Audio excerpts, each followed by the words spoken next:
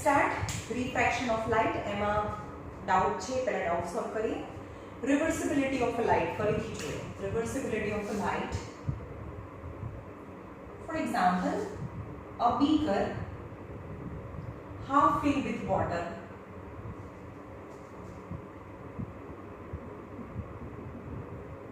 Okay. An oblique line, यानी oblique light, PQ incident at Q surface separating the two media, यानी Q માં strike કરે છે air water interface ને Q માં strike કરે છે. As light is traveling from rarer to denser medium, so it bends towards normal. Okay. तो હવે આને and the perpendicular drawn at the point of incidence is M and refracted ray is QR. Now for this incident, angle I and angle R છે. તો તમને refractive index કોનો મળે? મેં પહેલા જ કીધું હતું, જ્યાં R હોય એનો રિફ્રેક્ટિવ ઇન્ડેક્સ મળે. તો એનો મતલબ કે રિફ્રેક્ટિવ ઇન્ડેક્સ ઓફ વોટર મળે ને ટચ કરાવીને એઝ કમ્પેર ટુ એર. એટલે શું થાય? Air is equal two sin I upon sin R. પણ I અને R ને હું I ને PQM કહું, એટલે કે sin of angle PQM upon sin of angle NQR થાય. અને નંબર 1 કહી દઉં? Yes. But now if I place a mirror in the path of ray QR, જે ray QR આવે છે ને એના રસ્તામાં હું એક મિરર મૂકી દઉં at 90 degree, તો શું થાય? એક્ઝેક્ટલી હવે R અને I ને હું ઘૂસી કાઢું, કારણ કે એક્ઝેક્ટ ઓપોઝિટ થઈ ગયો. Now ray QR strike to the mirror and bounces back the same medium, એટલે કે એ જ રસ્તે પાછું જાય અને એ જ રસ્તે હવામાં પણ પાછું જાય. So now for the second instant, QR become the incident ray and QP become the refracted ray. તો હવે આ અહીંયા છે ને અને આ અહીંયા છે. જ્યારે પાછું જાય ને અથડાઈને પાછું જાય ત્યારે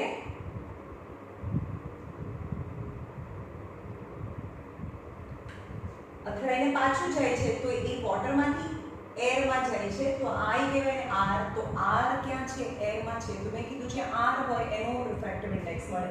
તો હવે આપણે એમ કહીએ કે રિફ્રેક્ટિવ ઇન્ડેક્સ ઓફ એર મળશે એઝ કમ્પેર ટુ વોટર. તો એ સેમ છે sin I upon sin R.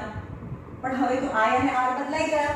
હવે I છે નીચેનો એંગલ થઈ ગયો, એટલે કે NQR. sin I equal to sin of NQR upon sin of R. sin I upon sin R એટલે કે PQM.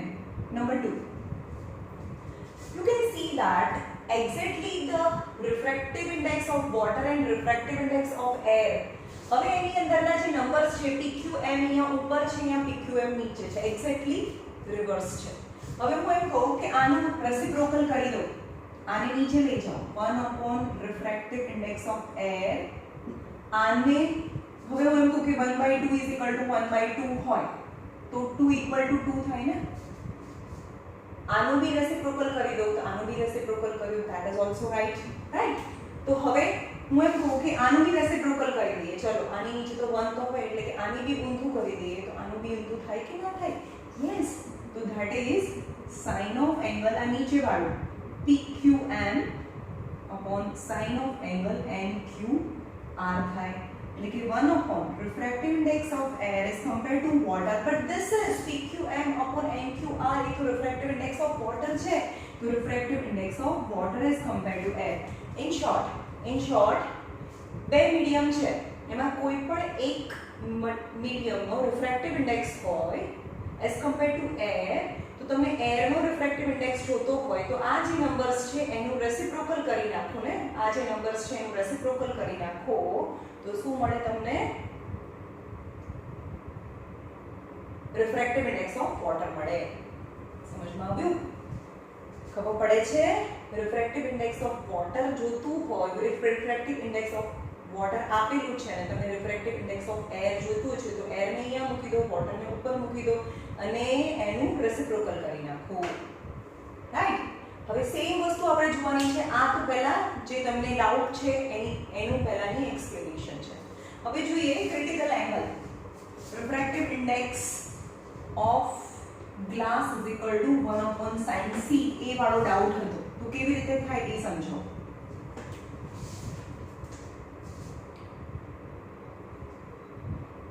લેટ ગ્લાસ સ્લેબ, આ ગ્લાસ સ્લેબ છે બરોબર, અને એની નીચે આ સ્ટેમ્પ મૂકેલી છે ગ્લાસ સ્લેબની નીચે બરોબર, આ સ્ટેમ્પ છે.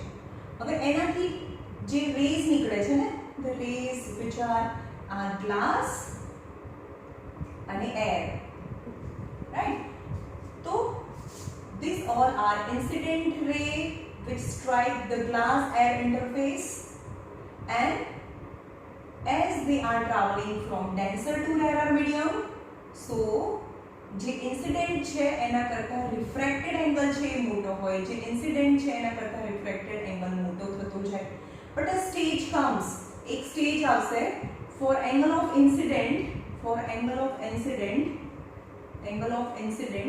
r કેટલો થશે? 90 થશે. તો આપણે આને ફોલો કરવાનું છે, તો આને c કહીએ. જે angle of incident in the denser medium, for the angle of incident in the denser medium, angle of refraction is 90 degree, so the angle in the denser medium is known as a critical angle. હવે એવું કહે છે કે critical angle કરતા મોટા એંગલમાં જો હવે critical angle આના કરતા બી મોટો એંગલ છે તો પણ હવે ધીમે ધીમે જો આમ હતું તો થોડું બેન્ડ થયું, તો હવે ક્રિટિકલ એંગલ કરતા પણ મોટા એંગલમાં ઇન્સિડન્ટ કરો તો ટોટલ ઇન્ટરનલ રિફ્લેક્શન થાય. હવે આપણે સમજવાનું છે આ c છે તો આ r છે ને, okay.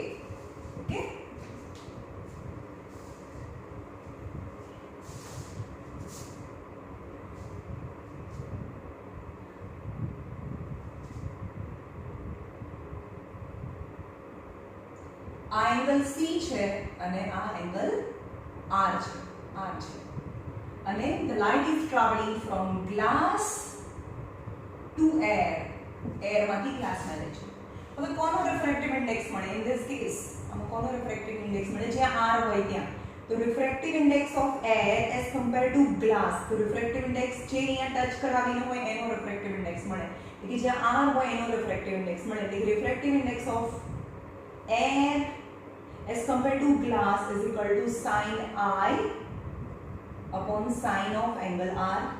So refractive index of air as compared to glass is equal to sin, but angle of incident I equal to c છે એને critical angle કીધું for angle of incident, for that angle of incident, for that the angle of refraction is 90 degree, so that angle of incident is referred as critical angle. Okay, so sin I r તો 90 છે, is 90 છે. So refractive index of air as compared to glass is equal to sin of angle c upon 1 થાય. Okay, પણ મેં હમણાં જ કીધું તમને જો ગ્લાસનો જોતો હોય, આ બંને જોતું હોય તો આ બંનેનો પણ રિવર્સ કરવું પડે, બીકોઝ હવે આપણને ખબર છે કે રિફ્રેક્ટિવ ઇન્ડેક્સ ઓફ એર આપેલું છે અને ગ્લાસ જોઈએ છે તો 1 upon refractive index of glass into air. સમજમાં આવ્યું?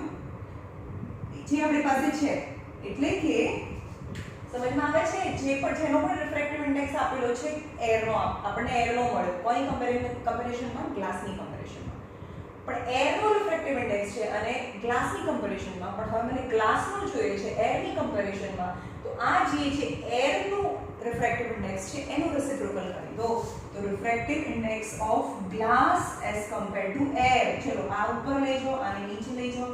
તો refractive index of glass as compared to So 1 upon refractive index of air is compared to glass. So 1 upon, चलो air तो શું છે sin c upon 1 છે, sin c upon 1. तो denominator become numerator. तो refractive index of glass as compared to air is 1 ऊपर जाए तो 1 into 1 is 1. This is the answer. Refractive index of glass is 1 upon sin c. એટલે તમને glass નો મળે. Okay, sin I upon sin r હોય પણ r upon c ઊંધું કરી દઈએ તો તમને ગ્લાસ નો મળે. જ્યાં r હોય એનો રિફ્રેક્ટિવ ઇન્ડેક્સ મળે. સમજમાં આવે છે? r અહીંયા r એર માં છે તો એર નો મળે. પહેલા એર નો ફાઇન્ડ કરી નાખો અને એર પરથી ગ્લાસ નો લાવો. જે એનું ડિવિઝન આવ્યું ને sin I upon sin r તો એર નો મળે પણ r upon c કરો તો ગ્લાસ નો મળે. ઓકે,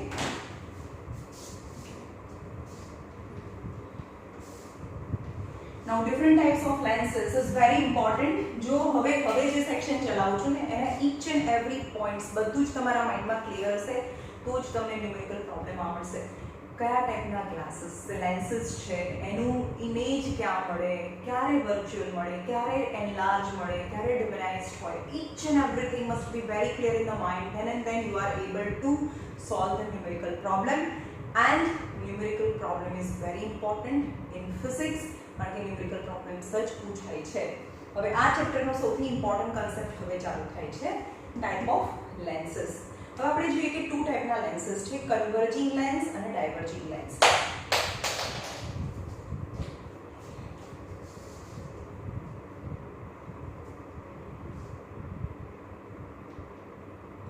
કન્વર્જિંગ લેન્સ અને diverging lens.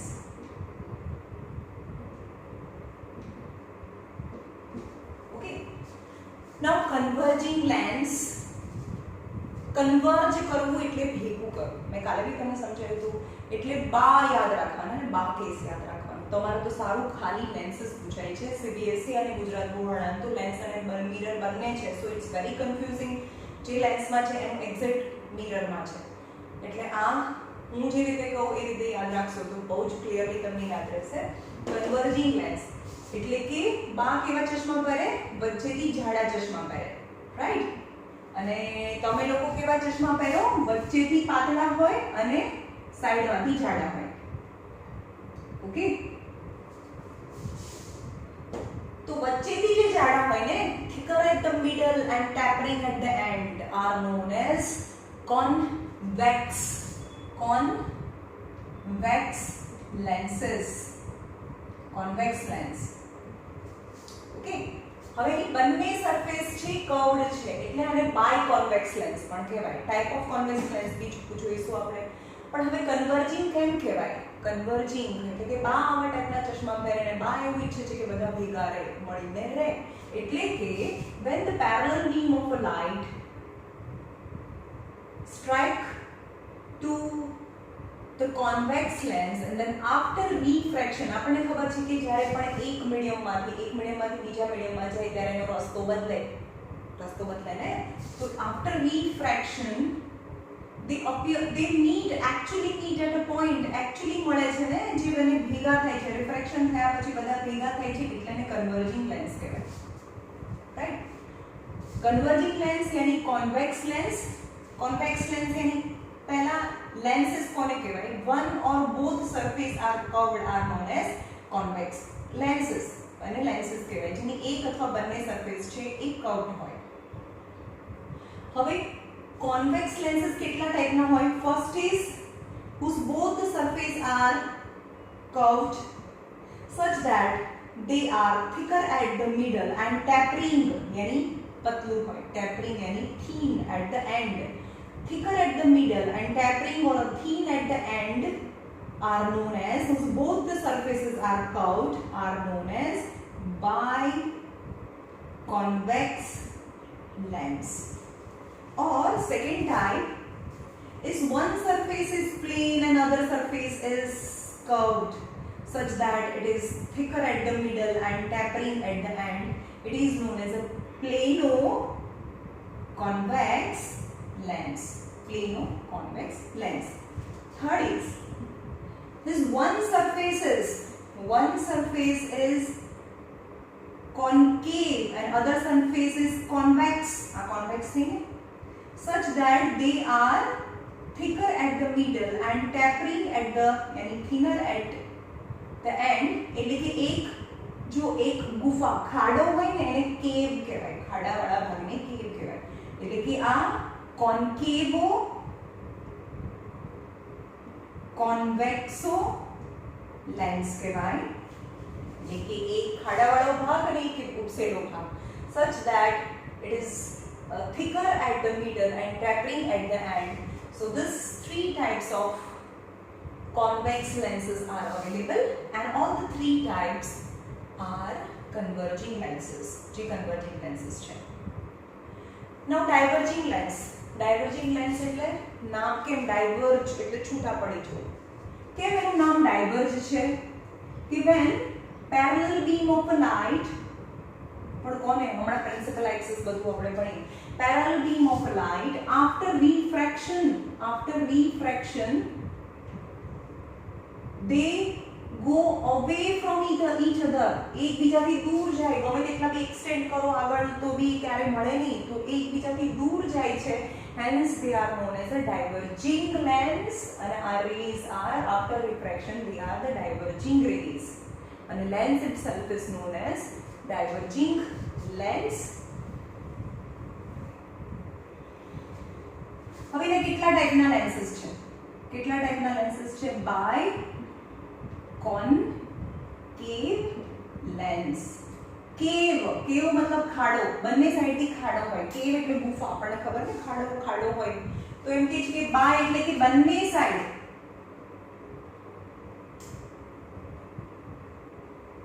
Okay, both the surface is concave such that it is tapering in the middle and thicker at the base. એટલે કે બેઝમાં એન્ડમાં એક થિકર હોય અને મિડલમાં થિનર હોય, તો એને કોન્કેવ લેન્સીસ કહેવાય. અને both the surface are spherical. Now plano concave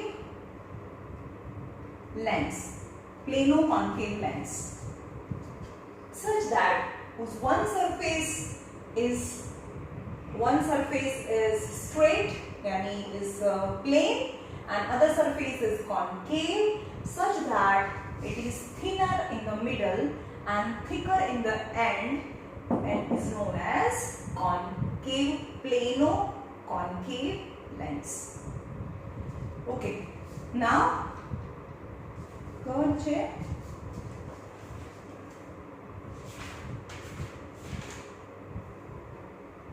convexo concavo lens. convexo એટલે કે જાડો, convexo concavo lens. convexo concavo lens.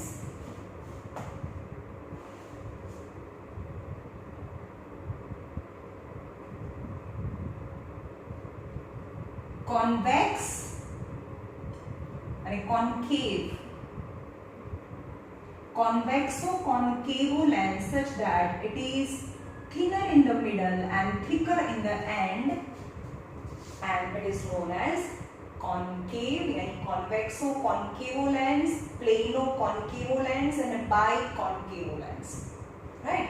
These are the three types of concave lenses and three types of convex lenses.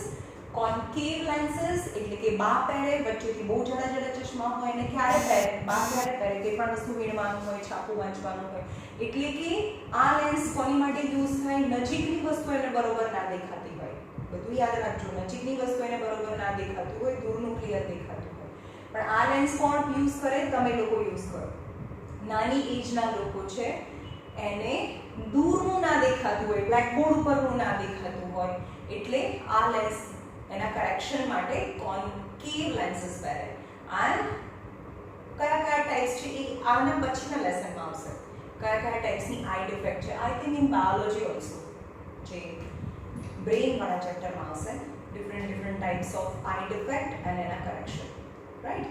પણ એ તો normally આટલી તો ખબર પડી જાય ને કે કોણ પહેરે અને શું કામ પહેરે.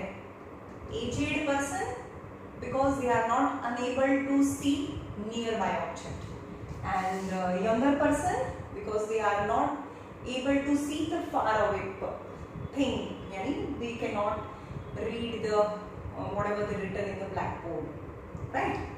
હવે તમે જેને જે ચશ્મા હોય એ અડી જોશે, પેલા ગ્લાસીસ હોય વચ્ચેથી પતલા હોય આમાં એન્ડ સુધી આવો તો એ જાડા હોય, તો એ ટાઈપ ઓફ concave lenses હોય, concave lenses હોય.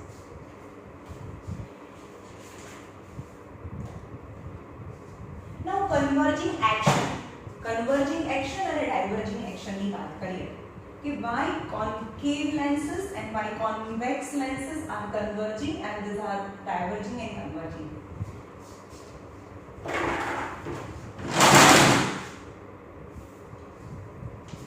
तो આપણે જોઈએ કે એક આ બાય કોન્વેક્સ કેવ ખાડો નથી, by convex lens. If we imagine they are made up of so many prisms of a different prism angle, यानी એનો a અલગ અલગ છે, રાઈટ? એ બહુ બધા પ્રિઝમ્સ થી બનેલો છે.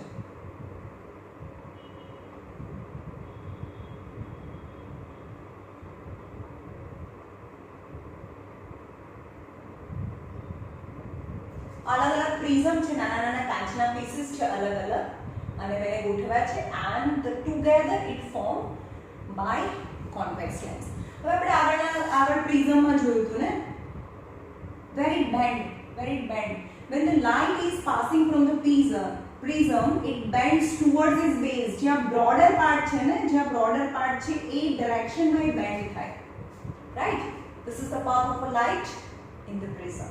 જ્યાં broader मतलब base, then light when passing from the prism it's bend towards the base, right? When the parallel beam of a light is passing from the prism, different shapes of prism of a different prism angle, બધાના prism angle એની અલગ અલગ છે. હવે આપણને ખબર છે કે a અને deviation નો angle a અને angle deviation નો relation શું છે? More is the prism angle,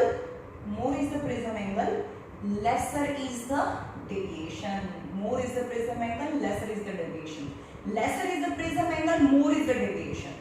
તો તમે યાદ રાખજો કે સૌથી જે છેડાના છે ને એનો એંગલ ઓછો હોય, જે સૌથી છેડાના છે એ એંગલ ઓછો છે, એંગલ ઓછો હોય એટલે એનો મતલબ ડેવિએશન વધારે થાય. નીચે જઈએ એમ એંગલ છે, આ એંગલ છે, હવે એ કહેશું કેવી રીતે? તો એ તમારા સ્કોપ આઉટ ઓફ સ્કોપ છે કે કેવી રીતે આનો એંગલ એ મળે. આ તો એંગલ એ છે, ચલો પ્રિઝમનો આ પ્રિઝમ એંગલ છે, યાની આ એંગલ નાનો હોય તો ડેવિએશન વધારે થાય. હવે એના કરતા આ એંગલ છે એ મોટો હોય તો આનું જે ડેવિએશન થયું એના કરતા આ એંગલ કરતા આનું ડેવિએશન થોડું ઓછું થાય, રાઈટ? અને એ બધું ડિટેલમાં બી જોવાનું જરૂર નથી, ખાલી તમારે કેમ, કારણ કે એમાં લાઇન્સ લખેલી છે એટલે more is the prism angle, lesser is the deviation. અને આમાં less is the prism angle. હવે આપણે એના બિલકુલ સેન્ટરમાંથી પાસ થતી એક લાઈન ડ્રો કરીએ અને આફ્ટર રિફ્રેક્શન, હા ચલો, આનો બેઝ તો નીચે છે એટલે કે નીચેની સાઈડ બેન્ડ થયો. હવે આનું આ ઉપર અને આ નીચેનું છે તો નીચેનું વધારે બ્રોડ છે ને, જ્યાં બ્રોડ પાર્ટ છે એ સાઈડ બેન્ડ થાય. આ બંનેમાં પણ આ બ્રોડ છે, રાઈટ? તો આ થોડું જ બેન્ડ થાય. પણ this is just like a glass slab, જે સેન્ટરમાં હોય ને એ ગ્લાસ સ્લેબ જેવું હોય અને એ પરપેન્ડિક્યુલરલી એને ઇન્સિડન્ટ થાય તો વિધાઉટ ડેવિએશન એ સ્ટ્રેટ લાઈનમાં પાસ થાય. હવે એની નીચે જો જે હાફ ઓફ લેન્સ છે એની નીચેના પાર્ટમાં જુઓ તો બેઝ ઉપરની સાઈડ હોય. જે હાફ ઓફ લેન્સ છે, આ લેન્સ છે જે પ્રિન્સિપલ જે એક્ઝેક્ટ વચ્ચેથી પાસ થાય એને પ્રિન્સિપલ એક્સિસ કહેવાય. પ્રિન્સિપલ એક્સિસની ઉપરનો હાફ લેન્સ છે એમાં બેઝ નીચેની સાઈડ આવે. Bays are always towards the downward side, but half of the lens which are below the principal axis whose bays are upward, ઉપરની ડિરેક્શનમાં હોય. એટલે કે આ કરતા આની જે લેન્થ છે એ વધારે છે તો જ્યાં બેઝ હોય ત્યાં બેન્ડ થાય. હવે આના કરતા આ મોટું છે, જ્યાં મોટું હોય ને જ્યાં બેઝ હોય ત્યાં બેન્ડ થાય. આ બેઝ છે તો ત્યાં બેન્ડ થાય. So that's why they are converging lens, right? They are converging lens, that's why they are converging. Now diverging ની વાત કરીએ, concave lens. અને જ્યાં મળે ને after refraction they meet at a point is known as a focus. હવે આ ચેપ્ટરમાં first focus અને સેકન્ડ ફોકસ વાળું જે કન્સેપ્ટ છે એ આપણે નહીં કરીએ, એ જરૂરી નથી કરવાનું, સમજમાં આવે છે? ફર્સ્ટ ફોકસ અને સેકન્ડ ફોકસ વાળો જે કન્સેપ્ટ છે ટેક્સ્ટબુકની અંદર એ કરવાનું નથી. ખાલી આફ્ટર રિફ્રેક્શન એ જ્યાં મળે એને ફોકસ કહેવાય. સમજમાં આવ્યું?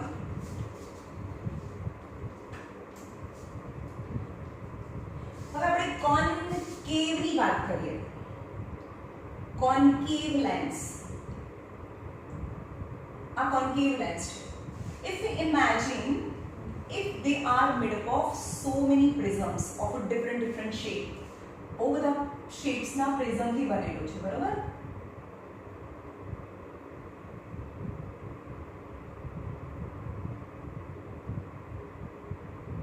Okay. When the parallel beam of a light અને બિલકુલ વચ્ચેથી જે પાસ થાય એને પ્રિન્સિપલ એક્સિસ કહેવાય, પ્રિન્સિપલ એક્સિસ.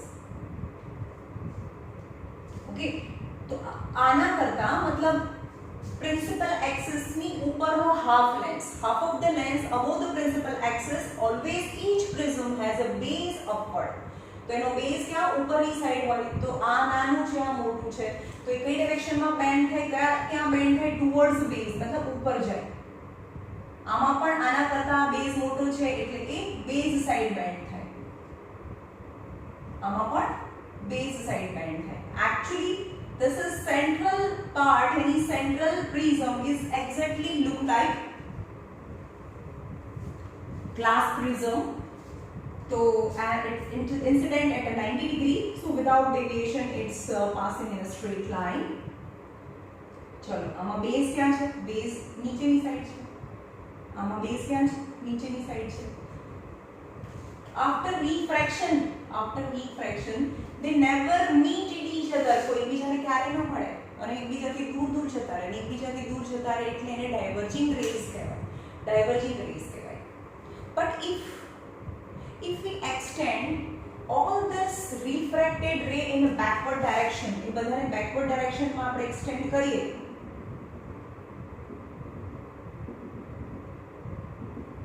તો આપણને એવું લાગે કે બધા રેઝ છે કોઈ એક પોઈન્ટમાંથી આવતા હોય એવું લાગે. एक्चुअली तो છે જ નહીં ને, एक्चुअली તો આ પોઈન્ટ છે જ નહીં. एक्चुअली તો આ રિફ્રેક્ટેડ રે છે એકબીજાથી દૂર જાય છે, but this refracted ray imagine કરીએ કે એને પાછળની સાઈડ એક્સટેન્ડ કરીએ, તો we feel that this all the refracted ray is emerging એટલે નીકળે છે from a point, it's known as a second focus, यानी फोकस કહેવાય. પણ एक्चुअली નથી મળતા ને, એવું આપણે ફીલ કર્યું એટલે આ એ એનું રિયલ ઇમેજ ન કહેવાય, એનું વર્ચ્યુઅલ ઇમેજ કહેવાય. ઓકે, અને ટાઈપ્સ ઓફ ઇમેજ ક્યાં શું મળે એ આપણે વધુ ડિટેલમાં જોઈશું. ઓકે,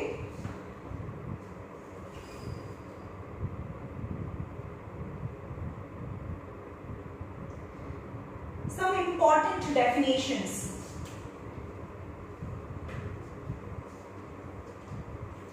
હજી ચાલુ નથી થયું ભાઈ. ટાઈપ્સ ઓફ રે ડાયાગ્રામ્સ આવશે, each and every types of ray diagrams you have to remember, અને એના પછી આવશે lens formula.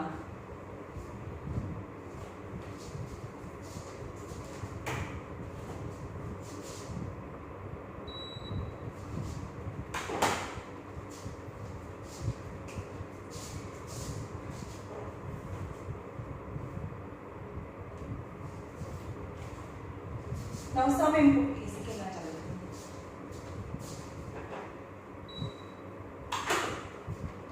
some important definition. First is center of curvature.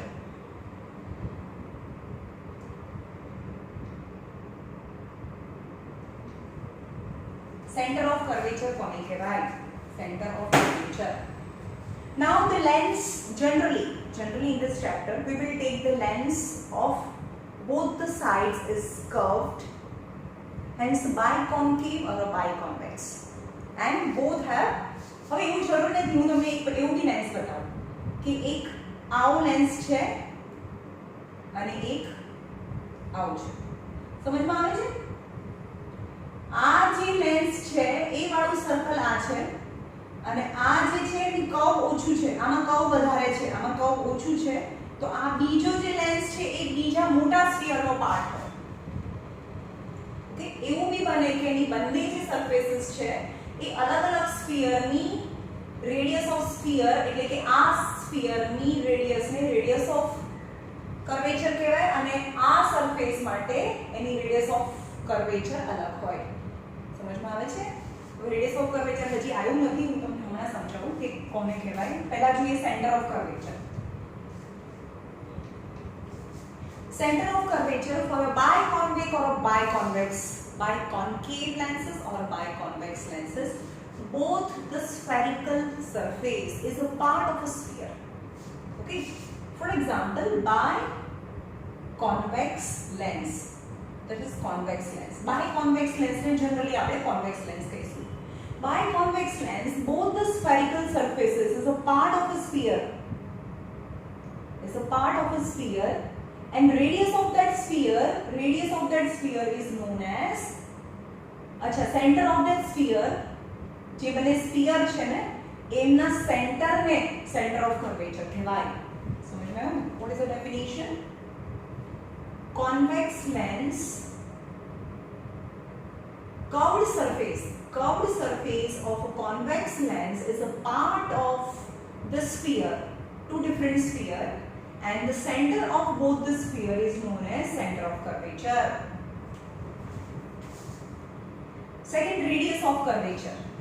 હવે આ અમે તમને એ બી કહ્યું કે એની બિલકુલ સેન્ટર, મતલબ આ જે એક લેન્સ છે એના અપાર્ચરને જોઈન્ટ કરતી જે લાઈન છે એનો ડાયામીટર કહેવાય, આ એનો ડાયામીટર કહેવાય અથવા અપાર્ચર કહેવાય. અને એના બિલકુલ મિડ પોઈન્ટમાંથી પાસ થતી લાઈનને પ્રિન્સિપલ એક્સિસ કહેવાય. એટલે કે એનો અપાર્ચર અને પ્રિન્સિપલ એક્સિસ જ્યાં મળે એને ઓપ્ટિકલ સેન્ટર કહેવાય. Optical centre of the lens. સમજમાં આવ્યું? Optical centre.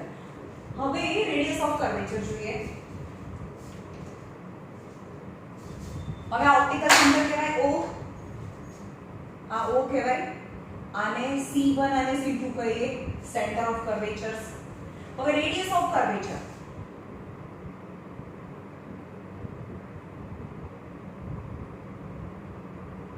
What is radius of curvature? Distance between optical center and center of curvature. यानी O અને C સુધીનું જે ડિસ્ટન્સ છે એને હવે આપણે એમ કહીએ કે કોઈ પણ એક સ્ફિયર હોય તો સેન્ટર થી છેક સર્કલ સુધીનું જે ડિસ્ટન્સ છે એને આપણે રેડિયસ કહીએ ને. જનરલી એવું હોય ને કે સેન્ટર થી અપ ટુ સર્કલ સુધીના ડિસ્ટન્સને આપણે રેડિયસ કહીએ છીએ. પણ in this the distance between center and optical center, center मतलब center of curvature and O means optical center. यानी from any side C1 થી O સુધીનું ડિસ્ટન્સ અથવા C2 થી O સુધીનું ડિસ્ટન્સ એને રેડિયસ કહેવાય, રેડિયસ ઓફ કર્વેચર. સમજમાં આવ્યું? The distance between center of curvature and optical center of curvature and optical center વચ્ચેના ડિસ્ટન્સને રેડિયસ ઓફ કર્વેચર કહેવાય. In case of equiconvex and equiconcave lenses. હવે અહીંયા સાંભળો, equiconcave નો મતલબ થાય કે convex equiconvex lens. Equiconvex lens यानी both the lens radius of curvature is same. બંનેની રેડિયસ સરખી છે. પણ હમણાં મેં બતાવ્યું હતું ને કે એક વધારે કર્વડ હોય અને એક ઓછો કર્વ હોય. તો this curved surface is a part of the sphere and this curved surface is a part of the sphere. So this lens is not equiconvex lens. એટલે કે equiconvex lens કોને કહેવાય? કે બંને જેની બે સરફેસ છે ને, both the surface are a part of different sphere. But both the sphere radius is same, hence it is known as equiconvex lens. સમજમાં આવ્યું? એટલે કે એક વધારે કર્વડ હોય અને એક ઓછો કર્વડ હોય તો આ equiconvex lens નથી, but For equiconvex यानी both have equal curved surface, so both the sphere radius is same. So for equiconcave and equiconvex radius of curvature are equal. એટલે કે radius of curvature સરખી ક્યારે હોય? જ્યારે એની બંને સરફેસમાં કર્વ સરખો હોય, એક વધારે કર્વ હોય એક ઓછું કર્વ હોય એવું નહીં, right? For equiconvex and equiconcave lenses the radius of curvature is same for both the sides of the lens. Now principal axis કોને કહેવાય?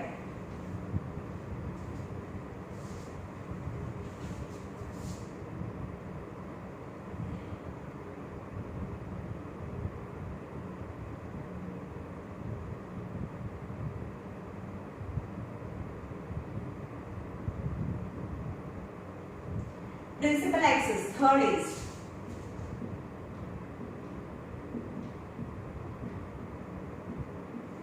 a straight line passing from both the center of curvature. Okay, an imaginary line actually an imaginary line joining both the center of curvature C1 and C2 માંથી pass થાય, so this is known as principal axis.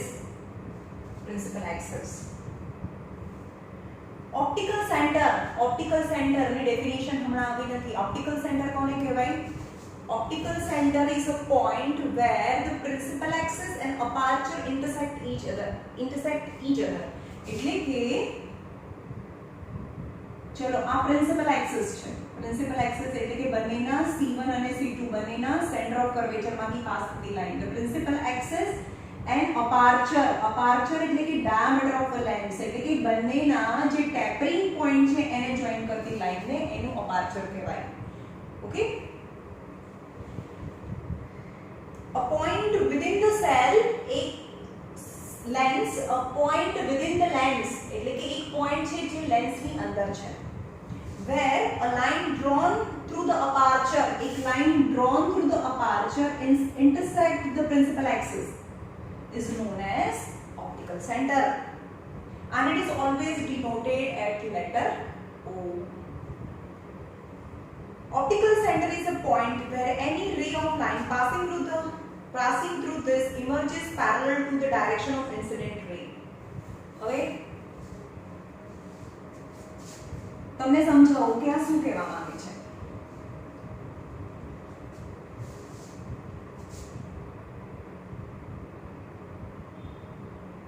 હવે આપણે ખબર છે કે બિલકુલ મિડલની અંદર જે પાર્ટ છે ને એ ગ્લાસ સ્લેબ જેવું છે. દેખાય છે તમને?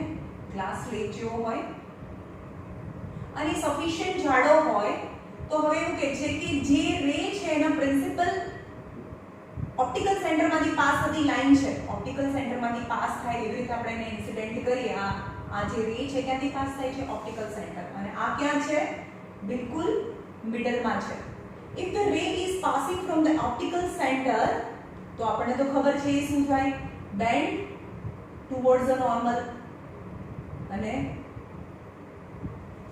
got it?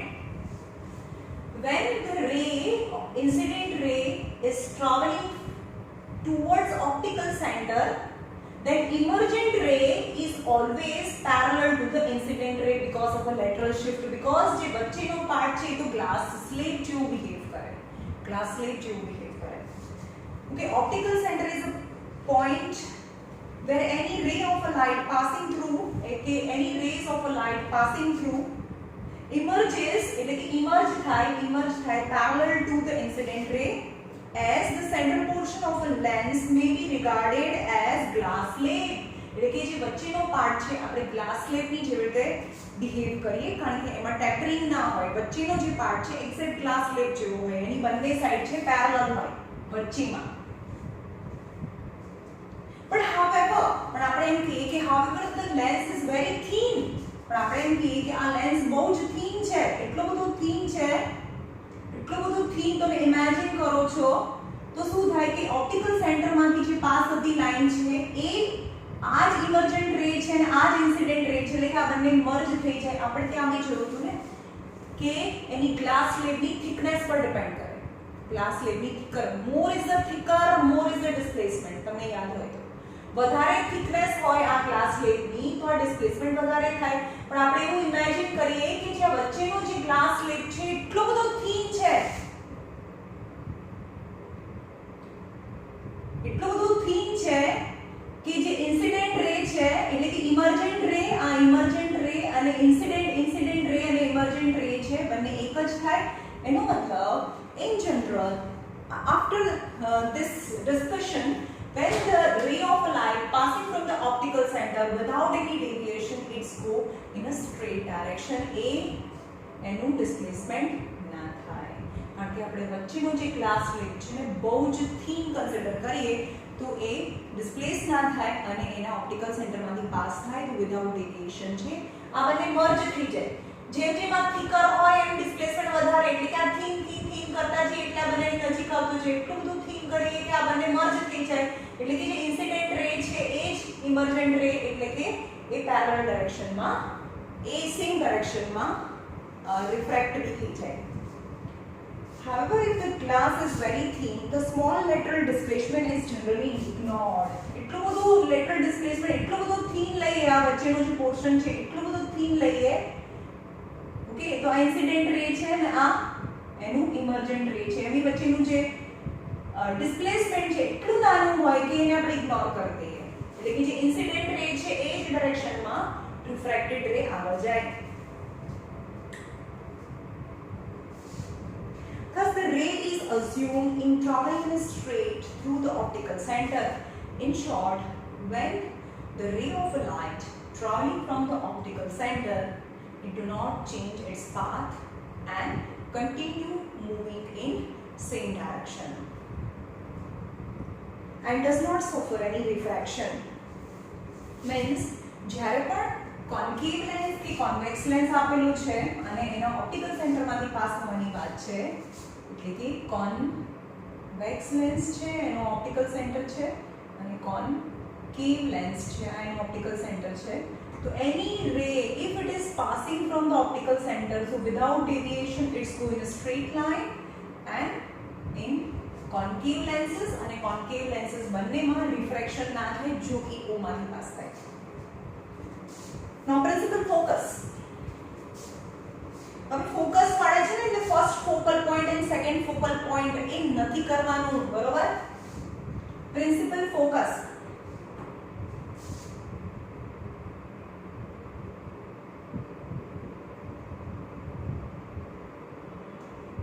પ્રિન્સિપલ ફોકસ કોને કહેવાય?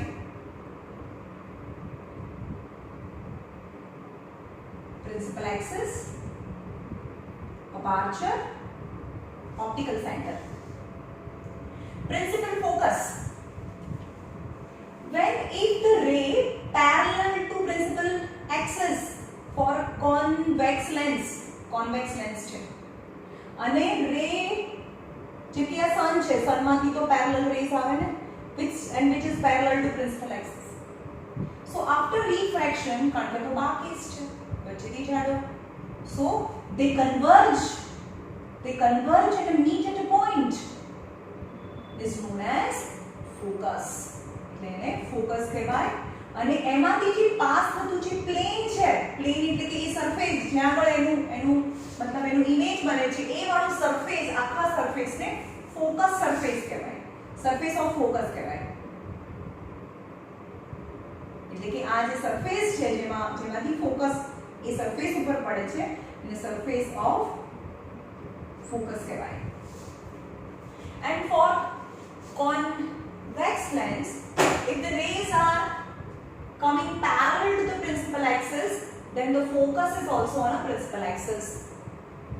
But if second point છે, for convex lens a principal axis છે, rays are parallel but not parallel to the principal axis. A parallel rays તો આવે છે પણ principal axis ને parallel નથી. Actually जो principal axis આ principal axis છે,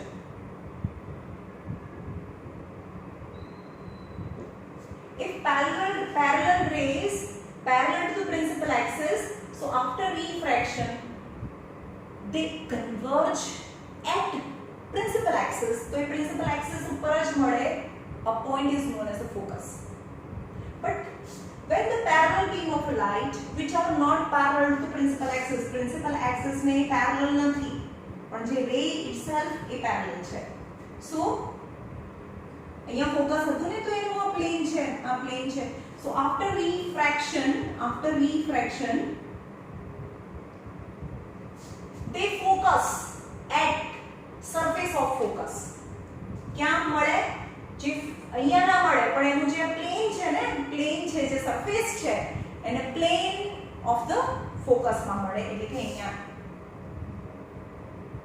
કન્વર્જ થાય, રાઈટ. એન્ડ ફોર, હવે ફોકસ તો ખબર પડી ને, ફોકસ કોને કહેવાય? Parallel rays of a light parallel to the principal axis after reflection or refraction, અહીંયા તો refraction થાય છે. after refraction they actually meet, અહીંયા actually માં મળે છે, they actually meet or they appears to be meet. કેમાં? આમાં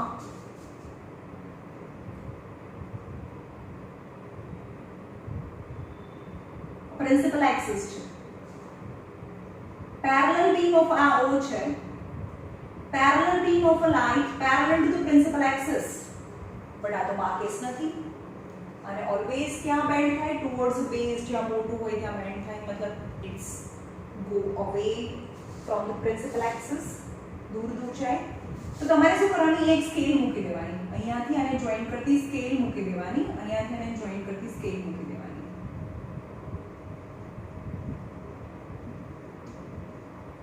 યાની the parallel beam of a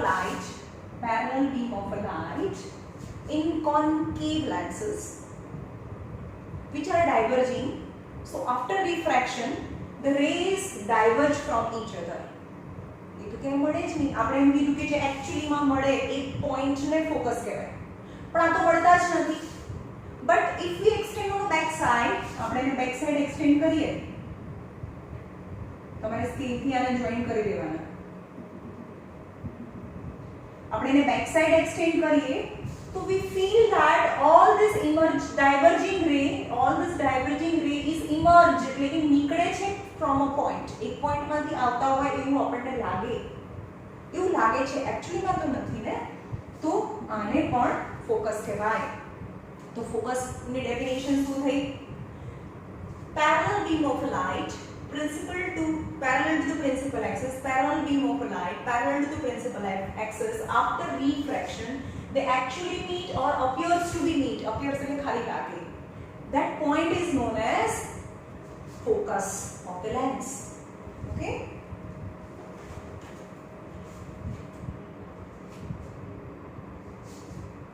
principal focus अथवा focus. since the lens is transparent, light images may pass through the end in either direction. હવે આપણે એમ કહીએ કે either direction માં, હવે એક લેન્સ છે ને, એક લેન્સ હોય તો ટ્રાન્સપેરન્ટ હોય, એ તો ટ્રાન્સપેરન્ટ છે. આ ડાયરેક્શન માંથી લાઈટ આવે તો બીજી બાજુ જાય અને આ ડાયરેક્શન માંથી લાઈટ આવે તો બીજી બાજુ જાય. તો એનો મતલબ કે એક પણ લેન્સ, કોઈ બી લેન્સ હોય, જો આ ડાયરેક્શન માંથી લાઈટ આવે તો ફોકસ અહીંયા હોય, પણ જો આ ડાયરેક્શન માંથી લાઈટ આવે તો ફોકસ અહીંયા બને. So as lens are transparent, so light is passing from either direction, so the focus is also on both the direction. So each lens has two focus, first focus and second focus. બસ આનાથી વધારે કોઈ knowledge રાખવાની જરૂર નથી. કોને first focus કહેવાય, કોને second focus કહેવાય, એ ક્યારેય પૂછાતું નથી. ઇન શોર્ટ બંને સાઈડ મળી શકે, જે સાઈડથી આવે આ સાઈડથી આવે તો આ બાજુ મળે, આ સાઈડથી રેઝ આવે તો આ બાજુ મળે. So any lens has two focus on either sides of the lens.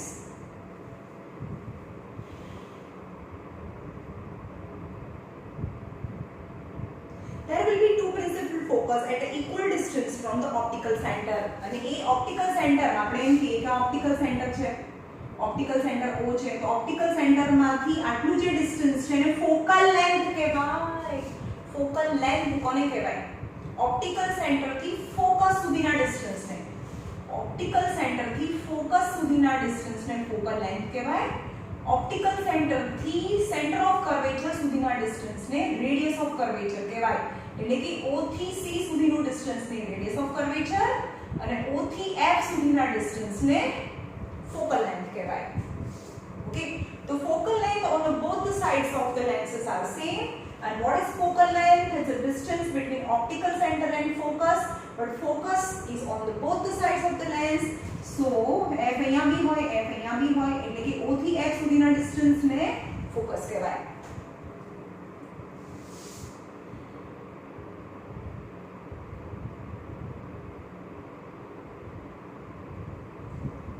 And both the focus are known as the first focal point and second focal point. હવે ફર્સ્ટ ફોકસ અને સેકન્ડ ફોકસ તમારે કરવાનું નથી. હવે એના પછી જાય છે rules for the geometric construction is very important. Rules for the geometric construction. હવે કાલે આના પછી હું તમને કન્સ્ટ્રક્શન હું તમને શું કહેવાય રાઉન્ડરથી કરીને બતાડીશ નીચે ટેક્સ્ટ નોટબુકની અંદર રાઉન્ડરથી.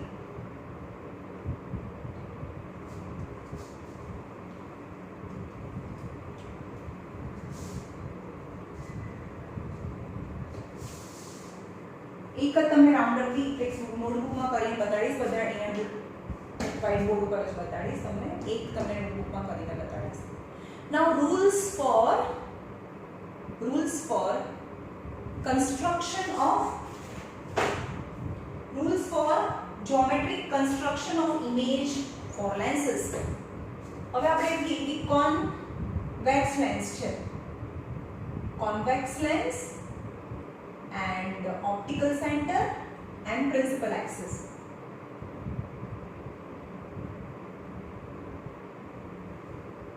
Right? અને આ છે એનું ફોકસ અને આ છે એનું સેન્ટર ઓફ કર્વેચર. ઓકે, જે રેડિયસ ઓફ કર્વેચર છે તો એક્ઝેક્ટ હાફ ફોકલ લેન્થ થાય. O અને F નું ડિસ્ટન્સ, O અને F સુધીનું ડિસ્ટન્સ ને ફોકલ લેન્થ કહેવાય. O અને C વચ્ચેનું ડિસ્ટન્સ ને રેડિયસ ઓફ કર્વેચર કહેવાય. અને અહીંયાથી આ એક શું ડ્રો કર્યું હોય, આ એક ઇમેજનરી સ્ફિયર છે, એનું આ રેડિયસ છે. Okay, now rules. The first rule, આમાંથી ટોટલ 3 રૂલ્સ છે, એમાંથી કોઈ પણ 2 રે યુઝ કરીને તમે રે ડાયાગ્રામ ડ્રો કરી શકો. The first is if the રે પેરેલલ ટુ પ્રિન્સિપલ એક્સિસ ને પેરેલલી જાય તો આફ્ટર રિફ્રેક્શન એ f માંથી પાસ થાય. if incident ray is parallel to the principal axis, after refraction it is passing from f. Second, અહીંયા પણ બીજું focus હોય ને, અહીંયા બંને સાઈડ ફોકસ હોય અને આનું optical centre. if it is parallel then f માંથી પાસ થાય. if it is passing from f માંથી પાસ થાય તો એ પેરેલલી જાય. હવે f માંથી આ રીતે બી પાસ થઈ શકે ઓર f માંથી આ રીતે બી પાસ થઈ શકે. સમજમાં આવે છે? બટ if પેરેલલી જાય તો f માંથી પાસ થાય. f માંથી પાસ થાય તો after refraction પેરેલલી જાય. And third is, if it is passing from the optical center, so without deviation, without refraction, it's passing the straight line. So these are the 3 rules. 1, parallelly jai to f માંથી pass થાય, f માંથી pass થાય તો parallelly જાય, અને o માંથી pass થાય, optical center માંથી પાસ થાય તો without deviation, without any refraction, it continue going in a same direction. Now in concave lenses, ray diagram, same rule same છે. First is, चलो पैरेलली जाए तो क्या जाए, नीचे जाए कि ऊपर जाए? ऊपर जाए ना, ऊपर जाए तो क्या थी f માંથી પાસ થયું, f માંથી પાસ ના થયું. if it is going parallelly then it appears to be passing from the f. કારણ કે એને પાછળની સાઈડ એક્સટેન્ડ કરીએ તો f માંથી પાસ થતું હોય એવું લાગે, કારણ કે f તો બંને સાઈડ પર actually નથી થતું. if it is going parallelly then after refraction it appears to be not passing from the F, it appears to be passing from the, appears એવો word લગાડો ને, it appears to be passing from F. Second, if it is appears to be passing from F, આ F છે ને, હવે આપણે એમ કહીએ કે it appears to be passing from F.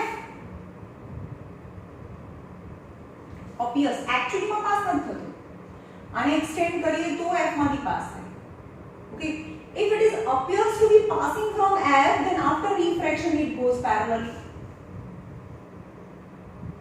Actually એને એક્સટેન્ડ કર્યો તો F માંથી પાસ, જો F માંથી પાસ થતું હોય એવી રીતે એને ઇન્સિડેન્ટ કરો, appears not actually, so after refraction it goes parallelly. Okay, and third is simple. When the ray of light which is passing from the optical center without deviation, it is continue going in a straight line.